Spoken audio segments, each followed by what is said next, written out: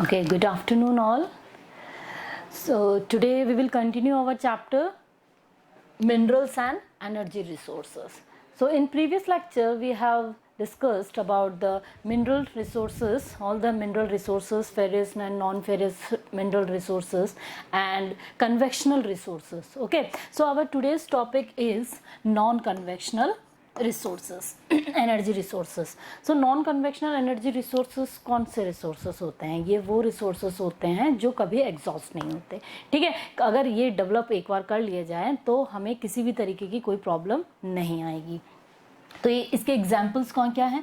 जैसे कि solar energy हो गई, विंड एनर्जी है, हाइड्रो जियो थर्मल एनर्जी है ना, एंड बायोगैस, बायोमास वगैरह एनर्जी. ठीक है, इसके बाद आता है सस्टेनेबल एनर्जी रिसोर्सेस. ये काफ़ी ज़्यादा सस्टेन होते हैं, चीपर होते हैं, इको फ्रेंडली होते हैं, है ना, और इनिशियल कॉस्ट इनकी जो है वो काफ़ी ज़्यादा आती है. अगर ऐसे देखें तो चीपर है, लेकिन अगर हम लोगों ने इनिशियल कॉस्ट इसकी एक बार वियर कर ली तो हमारे लिए काफ़ी बेनिफिशियल हो जाते हैं. इनके जो प्लांट्स लगाने होते हैं इनके अंदर काफ़ी ज़्यादा कॉस्ट आती है. ये रिन्यूएबल होते हैं, एक ज़्यादा से ज़्यादा हम लोग क्या कर सकते हैं, फ्यूचर के अंदर इनका यूज़ कर सकते हैं. ये कभी ख़त्म नहीं होते हैं. इक्विटेबल डिस्ट्रीब्यूटेड है, ये सब जगह इक्वली डिस्ट्रीब्यूटेड होते हैं. इसके अलावा इसमें न्यूक्लियर एनर्जी जनरेट करने के लिए इंपॉर्टेंट मिनरल्स यूज़ किए जाते हैं. वो कौन से हैं? देखो, यूरेनियम और थोरियम. यूरेनियम और थोरियम मिनरल्स जो होते हैं वो न्यूक्लियर एनर्जी को जनरेट करने के लिए काम में आते हैं. अक्योर इन धारावर रॉक्स. यूरेनियम कहाँ से निकला जाता है? धारावर रॉक से निकाला जाता है. और कहाँ कहाँ है ये देखो, सिंभम कॉपर बेल्ट है, वहाँ से इसको ऑब्टेन किया जाता है. उदयपुर, अलवर, झुंझुनू जो कि डिस्ट्रिक्ट है राजस्थान के, वहाँ से यूरेनियम निकाला जाता है. इसके अलावा दुर्ग, छत्तीसगढ़ से यूरेनियम ऑब्टेन किया जाता है. इसके अलावा जो थोरियम है, थोरियम ऑब्टेन किया जाता है monazite and ilmenite in the beach Sands along the coastal of Kerala and Tamil Nadu. ये कहाँ से लिया जाता है? मोनोजाइट और इल्मेनाइट से निकाला जाता है, जो कि जो सैंड बीचेस होते हैं उसके नीचे से निकाला जाता है, जो कि कोस्टल एरियाज आपके केरला और तमिलनाडु के, वहाँ से इनको ऑब्टेन किया जाता है. वर्ल्ड्स के रिचेस्ट मोनोजाइट जो डिपोजिशन है हमारे, वो अक्योर इन पालाकांड एंड कोलम इन केरला में निकाले जाते हैं. तो यहाँ से 1 मार्कर का एक क्वेश्चन आ सकता है आपका कि वर्ल्ड के सबसे रिचेस्ट जो मोनोजाइट है वो कहाँ से निकलते हैं? वो कहाँ से निकलते हैं? आपके केरला के, आपके पालाकाड एंड कोलम से निकाला जाता है. इसके अलावा विशाखापट्टनम और जो कि आंध्र प्रदेश के अंदर है, वहां से भी इसके डिपोजिशंस निकाले. एटॉमिक एनर्जी कमीशन स्टैब्लिश किया गया था 1948 के अंदर. ठीक है, यहाँ से आपका एक 1 मार्कर का क्वेश्चन बनता है कि when was the atomic energy commission was established. It established on in 1948. Progress जो हुई थी इसकी कब हुई थी? Establishment of atomic energy institute बनने के बाद में. ये कब बना था? ये बना था ट्रॉम्बे में 1954 के अंदर. ठीक है, उसके बाद में इसको रीनेम कर दिया गया था. क्या नाम रखा गया था? नाम चेंज करके भाभा एटॉमिक रिसर्च सेंटर 1967 के अंदर. उसके बाद इसका एग्जाम्पल अगर हम देखते हैं तो सबसे पहला आता है सोलर एनर्जी. सोलर एनर्जी जो है, एक बार आप देखेंगे कि हमारे बहुत ज़्यादा पोटेंशियल होती है, काफ़ी रहता है. Sun rays trapped in photovoltaic cells. ठीक है, जो सन की जो रेज होती है उसको कलेक्ट किया जाता है एक जगह. फोटोवोल्टिक सेल्स जो होते हैं वो कन्वर्ट करते हैं, कन्वर्टेड इनटू एनर्जी, जिसको क्या कहा जाता है? सोलर एनर्जी कहा जाता है. ठीक है, हाई पोटेंशियल होती है. इसमें जो प्रोसेस होते हैं इसके कौन से होते हैं? मेनली 2 प्रोसेस होते हैं. एक तो ये है कि ये बहुत ज़्यादा एबिडेंट होती है, और 2 प्रोसेस होते हैं. एक तो यही होता है फोटोवोल्टिक, जो कि जिसके जो सेल्स होते हैं वो कन्वर्ट होते हैं इनटू एनर्जी. इसके अलावा थर्मल टेक्निक्स होती है. थर्मल टेक्निक्स के अंदर क्या होता है? मिरर प्रोसेस होता है. पूरा मिरर लगा दिए जाते हैं डोम शेप के अंदर, और सारी जो सन रेज होती है उसे कलेक्ट किया जाता है एक पॉइंट पे. वहाँ पर एनर्जी होती है और उसी से इलेक्ट्रिसिटी जनरेट की जाती है. एनवायरमेंटल फ्रेंडली होते हैं, इनिशियल कॉस्ट इसकी कम आती है, एंड 7% बेटर देन कोल. ये जो सोलर एनर्जी है कोल से 7% बेटर होती है, and 10% better than nuclear energy इसके जो न्यूक्लियर एनर्जी से 10% बेटर होती है, क्योंकि न्यूक्लियर एनर्जी के अंदर जो एलिमेंट्स होते हैं वो बहुत ज़्यादा डेंजरस होते हैं। अब देखेंगे यूजर्स की अगर हम बात करें तो ये यूजर्स होता है हीटर्स में, कुकर्स में और गीजर्स के अंदर, होम के अंदर यूज में लिया जाते हैं। और ये कहाँ पर है? ये ज़्यादातर राजस्थान और गुजरात के अंदर इसको यूज़ किया जाता है।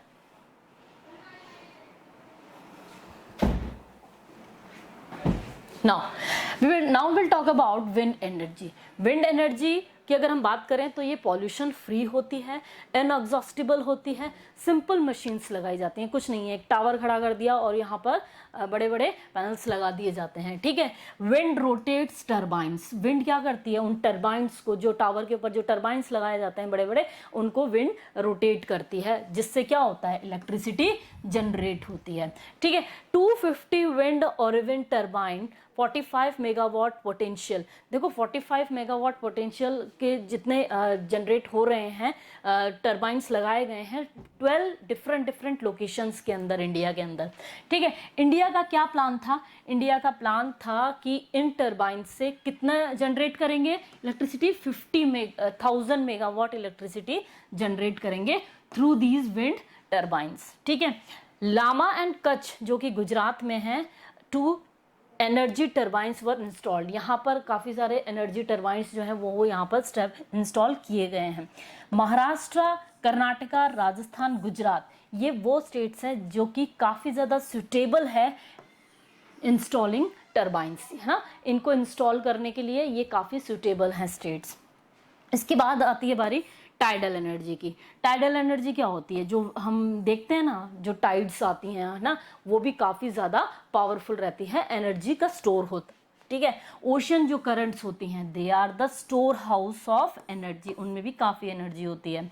Large tides at west coast, देखिए हमारे यहाँ इंडिया के अंदर अभी तक ऐसा कोई प्लांट नहीं बना है कि जो टाइडल एनर्जी से इलेक्ट्रिसिटी या किसी तरीके की एनर्जी प्रोड्यूस कर सके, लेकिन पॉसिबिलिटी है कि वेस्टर्न कोस्ट पे, है ना, यहाँ पर लार्ज टाइड्स आते हैं, कैन स्टेब्लिश, है ना, यहाँ पर प्लांट्स को स्टेब्लिश किया जा सकता है, ये काफ़ी ज़्यादा ग्रेट पोटेंशियल है।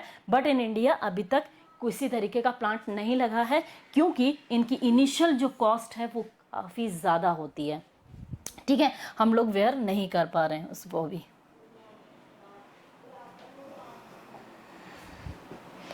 उसके बाद आता है जियोथर्मल एनर्जी। जियोथर्मल एनर्जी क्या होती है? देखो मैग्मा जो होता है इंटीरियर अर्थ सरफेस का, वो जब बाहर आता है तो उसकी वजह से जो वाटर होता है वो काफ़ी ज़्यादा गर्म हो जाता है, और उसकी वजह से क्या होती है? इलेक्ट्रिकल एनर्जी प्रोड्यूस होती है। हॉट वाटर से गीजर वेल, ये सारे क्या हैं? ये की रिसोर्सेस है, बहुत ही अच्छे की रिसोर्सेस हैं, है ना। हॉट स्प्रिंग्स हो गए, गीजर मेटल्स हो गए। इसके अलावा 1890 बॉयज इडाहो यूएसए के अंदर, यहाँ पर हॉट वाटर इसकी वजह से वहाँ पर इलेक्ट्रिसिटी जनरेट करके और डायरेक्ट जो है वो बिल्डिंग्स के अंदर पाइप्स के थ्रू पे ट्रांसपोर्ट किया गया था, ठीक है। तो ये जो प्लांट है ये प्रेजेंटली अभी भी क्या है? ये प्लांट वर्किंग के अंदर है। और इंडिया की अगर हम बात करें तो मणिकरण हिमाचल प्रदेश के अंदर इसका प्लांट लगाया गया है। इलेक्ट्रिसिटी एंड एनर्जी जहाँ से जनरेट की जाती है, ये नेचुरल प्रोसेस होता है, जो लावा होता है उसकी वजह से जो वाटर सरफेस है वो काफ़ी ज़्यादा गर्म हो जाता है और उसकी स्टीम की से इलेक्ट्रिसिटी जनरेट की जाती है। ये बहुत ही ब्यूटीफुल है देखने में, अगर कभी जाओ हिमाचल तो देख के आइएगा। बायो एनर्जी क्या है? एनर्जी प्रोड्यूस फ्रॉम वेस्टेज, ठीक है, जितना भी वेस्टेज होता है हमारा, एग्रीकल्चर वेस्टेज है, डोमेस्टिक वेस्टेज है, ठीक है, इन सारी चीज़ों का जो वेस्टेज है उसको एक प्लांट के अंदर डाल दिया जाता है और जिससे कि बायो गैस प्रोड्यूस होती है, ठीक है। देखो इससे इलेक्ट्रिकल एनर्जी प्रोड्यूस होती है। देखो वेस्टेज जैसे कि लाइट एग्रीकल्चर, डोमेस्टिक, म्यूनसिपैलिटी, जितना भी वेस्टेज होता है, waste put in plant and through this biogas produce, और बायोगैस से क्या जनरेट होती है? फिर इलेक्ट्रिसिटी जनरेट होती है। ओखला जो कि दिल्ली के अंदर है, वहाँ पर बायोगैस प्लांट लगाया गया है, बहुत बड़ा। बेनिफिशियल रहता है रूरल एरियाज़ के लिए, क्योंकि वहाँ पर काउ डंक, मैन्योर, फर्टिलाइजर्स वगैरह जो है वो इनकी वजह से बायोगैस जो है जनरेट की जाती है, ठीक है। इसमें दिस इज इको फ्रेंडली, ज़्यादा पॉल्यूशन क्रिएट नहीं होता है इन सारी चीज़ों से, और ये काफ़ी चीप भी रहता है।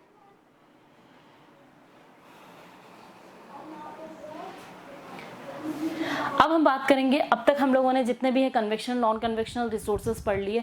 अब तक इन सारे रिसोर्सेज को पढ़ने के बाद ये तो लगा होगा कि इनको कंजर्व करना बहुत ही ज़्यादा ज़रूरी है, ठीक है। तो अब इनको कंजर्व करना है तो क्या आता है, कंजर्वेशन ऑफ मिनरल्स के अंदर दो मेन क्वेश्चन आते हैं। पहला है why and second is how. तो कंजर्व करें तो क्यों करें। तो फर्स्ट रीजन क्या है कि traditional method of resources use result into generating enormous quantity of waste as well as create other environmental problem. तो जितने भी हमारे ये रिसोर्सेस है, जो इनके ट्रेडिशनल मैथड्स होते हैं, इनसे क्या होता है, जो रिसोर्सेस हम लोग यूज़ करते हैं, इसमें रिजल्ट क्या निकलता है कि काफ़ी ज़्यादा क्वांटिटी के अंदर वेस्टेज आता है। तो वेस्टेज जो निकलता है उसकी वजह से एनवायरमेंटल प्रॉब्लम्स क्रिएट होती हैं। तो एनवायरमेंटल प्रॉब्लम होगी तो बहुत सारी चीज़ें गड़बड़ होंगी, ठीक है, एनवायरमेंट डिग्रेडेशन होगा।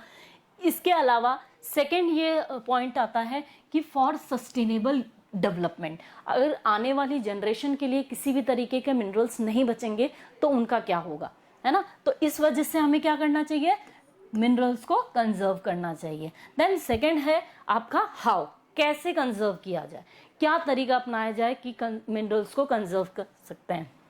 तो यूज़ नॉन कन्वेक्शनल रिसोर्सेज, कि ज़्यादा से ज़्यादा जो हमारे रिसोर्सेज हैं, सोलर एनर्जी है, विंड एनर्जी है, जियोथर्मल एनर्जी है, टाइडल एनर्जी है, इनका ज़्यादा से ज़्यादा क्या हो, यूज़ हो। तो उससे क्या होगा, हमारी जो डिपेंडेंसी है कन्वेंशनल रिसोर्सेज पे वो कम हो जाएगी और उनको कंजर्व करके हम लोग कंजर्व कर सकते हैं, ठीक है। उसके बाद आता है recycling of metals. Recycling of metal in the sense कि आप लोग जैसे कि साइकिल है या बहुत सारी चीज़ें होती हैं ना जो ख़राब हो जाती है, कॉपर है, एक्साइट है, मेटल्स जितने भी होते हैं, आयरन वगैरह जो ख़राब हो जाता है, स्क्रैप हो जाता है, उसको कबाड़ी वाले को दे दो, ताकि वो उससे क्या होगा, वो वापस से उनकी रिसाइकलिंग प्रोसेस हो सकता है। तो उससे क्या होगा, हमारे मेटल्स जो हैं वो कंजर्व होंगे। उसके बाद आता है use of substitutes for scare metals में ऑल्सो रिड्यूस देयर कंजप्शन। अब जो मेटल स्कैर हैं, यानी कि जो क्वांटिटी में कम बचे हैं, उनको क्या करना चाहिए, हम लोगों को ज़्यादा यूज़ नहीं करना चाहिए, ठीक है। उसके अलावा हमें कोई अल्टरनेटिव सोर्स निकालने चाहिए, जैसे कि हमने प्लास्टिक का यूज़ कर लिया, ठीक है, रबर का यूज़ कर लिया, तो मेटल पे ना जाके किसी और अल्टरनेटिव सोर्सेस को यूज़ करके हम लोग मेटल्स को कंजर्व कर सकते हैं। इसके बाद आता है पॉइंट यूज स्क्रैप मेटल। जो स्क्रैप मेटल है उनका यूज़ किया जाए। एक्सपोर्ट स्ट्रेटजी मिनरल्स, ठीक है, जो आपके एक्सपोर्ट स्ट्रेटजी मिनरल्स हैं, यानी कि हम लोग अपने मिनरल्स को एक्सपोर्ट करते हैं, बाहर भेजते हैं, तो वो स्ट्रेटजी जो है उसको हमें क्या कर देनी चाहिए, अभी फ़िलहाल बंद कर देनी चाहिए। ताकि क्या होगा, हम लोग चाहे हमें कितना भी प्रॉफिट हो रहा हो, कितना भी बेनिफिट्स हो रहा हो, हमें उन मिनरल्स को एक्सपोर्ट नहीं करने चाहिए, आने वाले फ्यूचर के लिए सिक्योर करके रखना चाहिए। We should not export them, preserve for future use. Okay? Hope you understood this chapter and अगर कोई प्रॉब्लम हो तो आप लोग मुझसे पूछ लीजिएगा।